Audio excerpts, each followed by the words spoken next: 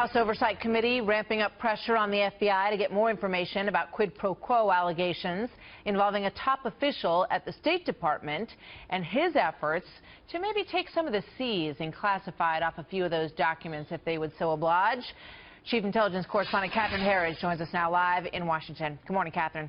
Well, thank you, Martha. Based on this new letter to FBI Director James Comey, the Bureau must now provide all of the records about the alleged quid pro quo to the House Government Oversight Committee by Thursday next week. FBI Deputy Director Andrew McCabe must now brief congressional staffers immediately on why criminal charges were not pursued for a senior State Department executive and why the FBI agent involved was never interviewed or the subject of disciplinary action. These serious allegations came to light after the FBI released another 100 pages from its Clinton investigative file. The Oversight Committee chairman said the Bureau downplayed the significance of these records that contained the backroom deal allegations. The FBI thought this information was not relevant.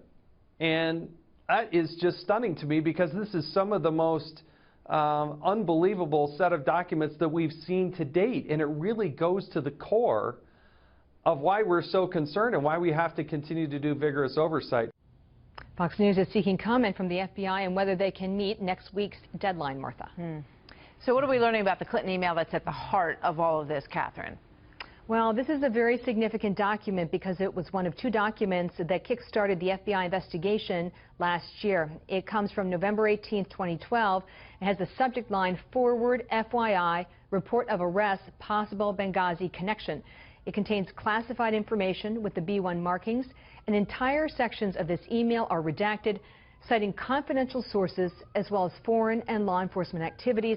Heavily redacted FBI interview summaries, known as 302s, report that Patrick Kennedy, a trusted lieutenant to Secretary Clinton, wanted to deep six this Benghazi email and apply a classification code that would allow him to archive it in the State Department's basement. In exchange, the FBI would get coveted slots for agents overseas. In the end, neither happened, and now the State Department is casting doubt on the competency of FBI investigators as well as the accuracy of the FBI interviews. Is it the State Department's position that the FBI interviews contain significant errors? They're notes, actually they're notes from interviews. They're not facts, they're not conclusions, they're not investigative work. Why was Patrick Kennedy working so hard to bury this email?